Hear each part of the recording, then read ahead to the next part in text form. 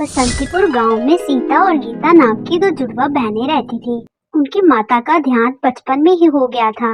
इस कारण उसके पिताजी और दादी माँ ने उन्हें बड़े लाड और प्यार से पाला था। सीता का स्वभाव बहुत ही अच्छा था और गीता का स्वभाव उतना ही गुस्से वाला था। सीता, तुमने मेरी छुट्टियां खराब कर दी और अपनी छुट्टियां अच्छी बनाई, ये क्या बात हुई भला? नहीं नहीं दीदी, मैंने तो छुट्टियां अच्छी बनाई हैं, तुम ज्यादा मत बनो। इतने में दादी जी आ जाती हैं। क्यों लड़ रही हो तुम दोनों? हे भगवान, तुम दोनों की चिक चिक सुनकर मेरे कान पक गए। बस करो अब तुम दोनों। गीता, तुम सीता पर वैसे ही गुस्सा करती रहती हो। सीता और गीता ने अब कॉलेज की पढ़ाई बहुत अच्छी तरीके से पास कर ली। अब उनकी आयु शादी की हो चुकी थी। तब भी उनके पिताजी अपनी माताजी से बात करते हैं। माँ, मैं अपनी गीता के लिए लड़का ढूंढ रहा हूँ। हाँ हाँ बेटा, समय पर लड़की की शादी होना अच्छी बात है। माँ, मुझे लगता है कि हमें अपने जैसे परिवार में ही शादी करनी चाहिए। आपको तो पता ही है मेरा काम इतना चलता नहीं है। बेटा, ये तो लड़कियों के कर्म हैं, जहाँ उन्हें लेकर जाएंगे जाना ही पड़ेगा।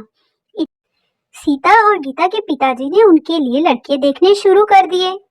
लड़के देखते ही जा रहे थे, टाइम बीतता जा रहा था, पर उन्हें कोई लड़का पसंद नहीं आ रहा था।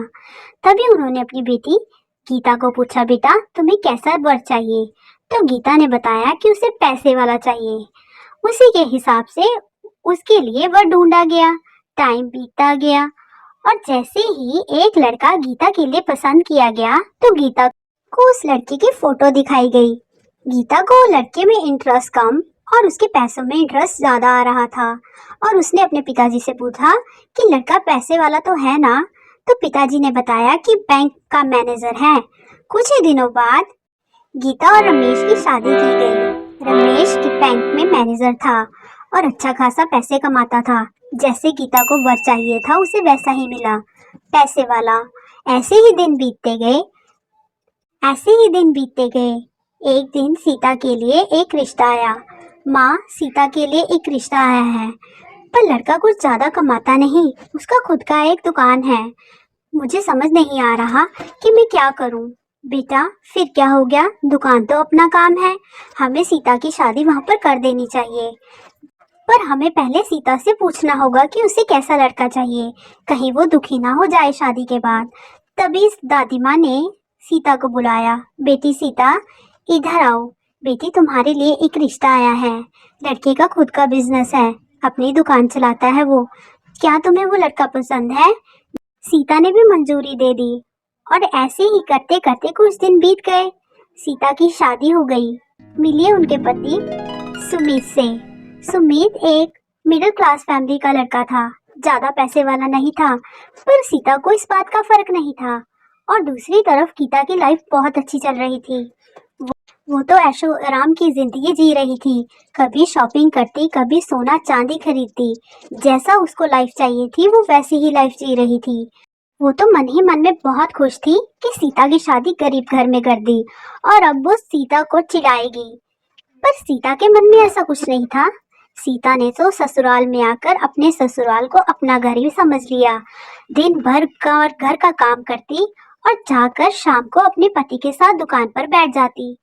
सासू माँ सीता से इतनी ज्यादा खुश थी कि उन्हें विश्वास नहीं हो रहा था कि सीता उनकी बहू बन गई है, ऐसी बहू जो वो चाहती थी।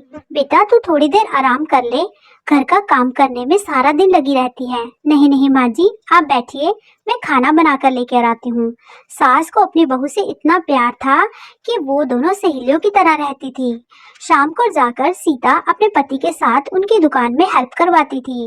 एक दिन जब वो शाम को घर लौट रहे थे तभी उनके सामने एक लंबी सी कार आकर रुक जाती है और उस कार में से सीता के बहन और उसका पति बाहर निकलते हैं। तभी गीता, सीता देखना, मेरे पति ने एक और नई कार ली है, कैसा लगा? तू तो कभी कार में नहीं बैठ, चल आजा, मैं तुझे गांव घुमा कर लाती हूँ। वो ये सब सीता को ठेस पहुंचाने के लिए कर रही थी और सीता ये बात समझ रही थी, पर वो आराम से गीता को जवाब देती है, बधाई हो गीता बहन, मैं बहुत खुश हूँ तुम्हारे लिए और ये कार के लिए भी। बधाई हो जीजा जी। बधाई किस बात की, मैं तो ये कार हर रोज हर दिन खरीद सकता हूँ साली साहिबा। और सीता के पति की तरफ देखकर वो ये बात कहता है। सीता के पति को ये बात सुनकर बहुत हर्ट होता है। वो दोनों चले जाते हैं। तभी देखा, तुम्हारी बहन हमें चिढ़ाने के लिए आई थी, तो क्या हो गया, कार ही तो है। हाँ हाँ, कार ही है, उन्हें पता है मैं कार नहीं ले सकता। क्यों नहीं ले सकते, हम ऐसी 20 कारें ले लेंगे। हम मेहनत करेंगे और अपने दम पर लेकर दिखाएंगे। आप टेंशन मत लीजिए, आप काम पर ध्यान दीजिए, मैं आपका साथ हर दम हर पल दूंगी। ये बात सुनकर सीता के पति के अंदर एक अजीब शक्ति का प्रभाव हुआ। उसने सीता की बातों को सीरियस लेना शुरू किया। हाँ सीता, अगर मैं मेहनत करूंगा तो मैं सब कुछ खरीद लूंगा। हाँ हाँ, मैं वही तो बोल रही थी, मेहनत करने वालों की कभी हार नहीं होती। सीता और उसके पति का स्वभाव इतना अच्छा था कि एक बार जो उनका ग्राहक उनकी दुकान में आता और वापस से वहीं पर आता। ऐसे करते करते उनकी दुकान बहुत अच्छी चल रही थी।